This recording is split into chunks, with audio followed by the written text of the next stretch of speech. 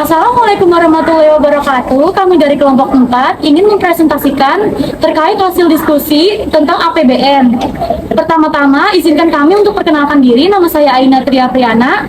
Nama saya Ferli Pasanifa. Nama saya Indah Priyanti. Nama saya Lilis Ramayani. Nama saya Fitria Nuraini. Nama saya Isma Nurina. Nama saya Denis Cipawira. Nama saya Najmi Fatia. Nama saya Hanum Aljafra. Pengertian APBN. Menurut M. Suparmoko, APBN adalah suatu daftar atau pernyataan yang terinci tentang penerimaan dan pengeluaran negara yang diharapkan dalam jangka waktu tertentu, biasanya dalam 1 tahun.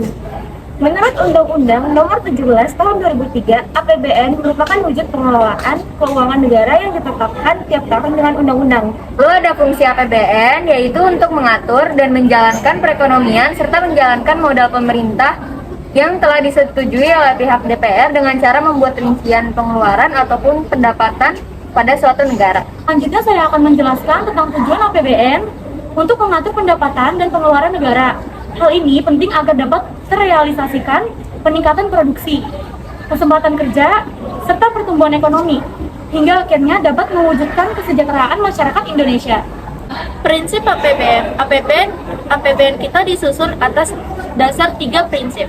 Yang pertama, prinsip anggaran berimbang. Yang kedua, prinsip anggaran dinamis. Yang ketiga, prinsip anggaran fungsional. Mekanisme penyusunan APBN. 1. Departemen dan lembaga pemerintahan menyusun RAPBN. RAPBN diajukan Presiden ke DPR. DPR membahas penerimaan RAPBN. Yang diterima ditetapkan sebagai UU atau APBN. Yang ditolak digunakan APBN tahun sebelumnya. Selanjutnya ada jenis-jenis APBN. Jenis-jenis APBN dibagi menjadi 2. Yang pertama, belanja pemerintahan pusat. A. Belanja pegawai. B. Belanja barang. C. Belanja modal. D. Pembayaran bunga utang. E. Subsidi. F. Belanja hibah. G. Bantuan sosial. Dan H. Belanja lainnya. Yang kedua, belanja daerah. Yang A. Dana pertimbangan. Dana bagi hasil, dana alokasi umum atau DAU, dana alokasi khusus atau DAK, yang B, dana otonomi khusus dan penyesuaian. Sumber pendapatan APBN.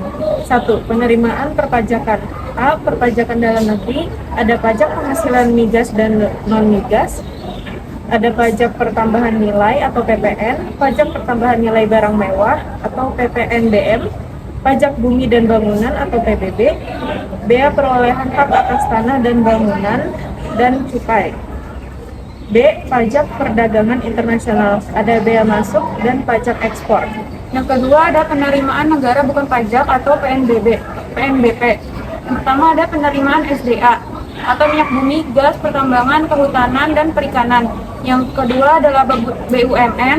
Yang ketiga ada PNBP lainnya. Yang ketiga adalah hibah. Hibah adalah bentuk pendapatan negara berupa hadiah atau bantuan yang diterima negara yang tidak perlu dikembalikan. Yang keempat ada penerimaan luar negeri, terdiri dari pinjaman program dan pinjaman proyek. Sekian presentasi dari kelompok kami, kurang lebih mohon maaf. Wassalamualaikum warahmatullahi wabarakatuh.